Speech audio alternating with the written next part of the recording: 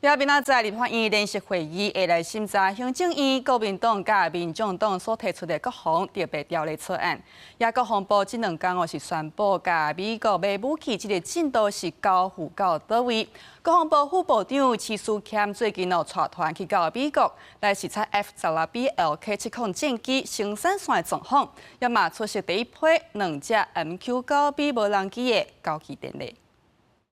徛佇咱向美國採買的 F-16 Block 70單造型戰機頭前翕相，國防部副部長徐思儉16率團到美國的南卡羅來納州視察戰機生產線狀況。佇造船機件頂面，駐美代表盧台雷甲空軍副參謀長分別寫下保家衛國家戰略強，徐思儉上英文寫台美建立半洲的伙伴關係。國防部講完成驗收，飛行測試的戰機預計今年會使啟動飛到回國作業。一行人第二天也出席 MQ-9B 高空無人機頭一批兩隻交機典禮，也見證 MQ-9B 的戰術能力。美方規劃在115年及116年各交運兩架，國防部將持續協同美方，透過台美安全合作機制，確保後續的產制順利。軍事專家講，空軍編列大約代表217億，採買4隻 MQ-9B 無人機，會使長時間佇空中進行偵察甲監控，對着強化國軍佇台海周邊的情報監測能力有幫助。不過也提醒相關的人員訓練必須要對得到。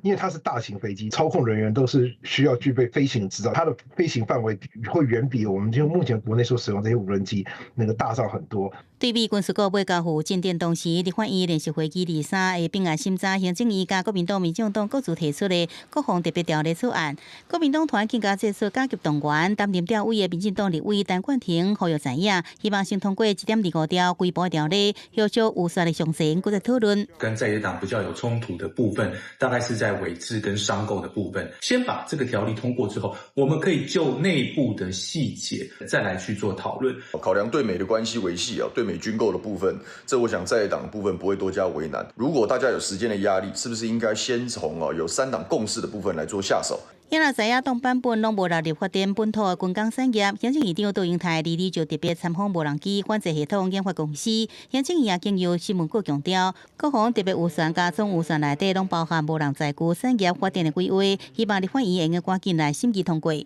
記者綜合報道。